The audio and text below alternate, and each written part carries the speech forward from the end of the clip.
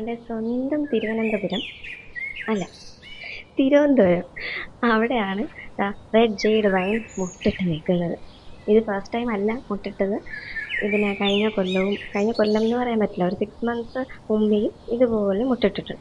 എനിക്ക് വലിയ ഹോപ്പൊന്നും ഉണ്ടായിരുന്നില്ല ഇവിടെ പൊടിച്ച് വരുന്ന, അല്ലെങ്കിൽ ഇത് നമ്മളുടെ ഒരാളിൻ്റെ മുട്ടിൻ്റെ അത്ര പോലും പൊക്കം വെക്കുന്ന പോലും ഒട്ടും പ്രതീക്ഷ ഉണ്ടായിരുന്നില്ല. ഇപ്പം നിങ്ങൾക്കിപ്പോൾ കാണിക്കുന്നത് മുട്ടിൻ്റെ ഒരു സ്റ്റേജാണ് ഇപ്പോൾ കാണിക്കുന്നത്. വിരിഞ്ഞിട്ട് ഈ മുട്ട് ഫുള്ള് വിരിഞ്ഞിട്ട് നിങ്ങൾക്ക് ഞാൻ ഒരു വീഡിയോ ആയിട്ട് കാണിക്കുന്നുണ്ടാവും, എങ്ങനെയാണ് ഉണ്ടാവുക ഫ്ലവർ കംപ്ലീറ്റ് ആയിട്ട് വന്നു കഴിയുമ്പോൾ എന്നുള്ളത് ഞാൻ പറയാം.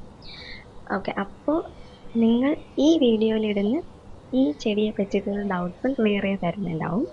അപ്പോൾ ഇപ്പോൾ ഞാൻ ജസ്റ്റ് എൻ്റെ ഒരു ഔട്ട്ലൈൻ പറയാം ഈ ചെടിയെ പറ്റിയിട്ട്. അതായത് കുറച്ച് ഇളക്കമുള്ള മണ്ണിൽ നടുന്നതാവും നല്ലത്, ഇതിൻ്റെ റൂട്ടിന് നന്നായിട്ട് പെനട്രേറ്റ് ചെയ്ത് പോകാനായിട്ട്. പിന്നെ വാട്ടർ എന്ന് പറയുന്നത് ഭയങ്കര കറക്റ്റായിരിക്കണം. ഒരുപാട് വെള്ളവും പാടില്ല, വളരെ കുറഞ്ഞ ഡ്രൈ ആവാനും പാടില്ല. അങ്ങനൊരു ഇതുണ്ട്. കാരണം ഇവിടെ തണുപ്പുള്ള സ്ഥലത്താണ് ഇത് കൂടുതലും ഈ ചെടി പൂക്കുക എന്നാണ് പറയാറ്. അപ്പം ഇത് കഴിഞ്ഞ വർഷം 2023 നമ്മൾ ഈ ചെടി വെക്കുന്നത്. ഇപ്പോൾ 1.5 years ആയി. പക്ഷേ 1 year കഴിഞ്ഞപ്പോൾ തന്നെ നമുക്ക് ഒരു മുട്ട് വന്നിട്ടുണ്ടായിരുന്നു. ഒരു മുട്ട് എന്നല്ല, ഒരു പൂ വന്നിട്ടുണ്ടായിരുന്നു. അതായത് നിങ്ങൾക്ക് ഇപ്പോൾ കാണാം, ഒരു സ്റ്റെമ്മിൽ തന്നെ കുറേ മുട്ടുണ്ടാവും. ഓക്കെ, അത് കംപ്ലീറ്റ് ആയിട്ടാണ് ഒരു പൂ പോലെ നിൽക്കുന്നത്. പിന്നെ ഈ ചെടിയുടെ പേര് റെഡ് ജെയ്ഡ് വൈൻ എന്നാണ് നെയ്മെങ്കിലും ഇതിനൊരു ചില പേരുണ്ട്, മിക്കവർക്കും അറിയായിരിക്കും.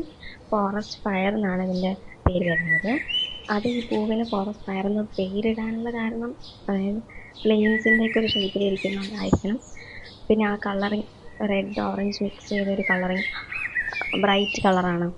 താഴത്തെ സ്റ്റെമ്മ് അതെന്ന് പറയുന്നത് അറൗണ്ട് 2 centimeter മുകളിലായാലാണ് ഇത് മുട്ടിട്ടൊക്കെ തുടങ്ങുക. അപ്പം ഫസ്റ്റ് ഇയർ നമ്മൾ മുട്ടിട്ട വരെയും നമ്മൾ ഒന്നും തന്നെ ഇട്ടിട്ടുണ്ടായിരുന്നില്ല. മുട്ട് വന്ന് കുറച്ച് നാളൊക്കെ കഴിഞ്ഞ് അതൊക്കെ പൊഴിഞ്ഞ് പോയതിന് ശേഷം നമ്മൾ ചാണകപ്പൊടി ഇട്ടാലോ എന്ന് ആലോചിച്ചിട്ട് അങ്ങനെ അച്ഛനമ്മയുടെ കൂടെ ചാണകപ്പൊടി ഇട്ടിട്ടുണ്ടായിരുന്നു. വേറെ ഒന്നും നമ്മൾ എക്സ്ട്രാ ആഡ് ചെയ്തിട്ടില്ല.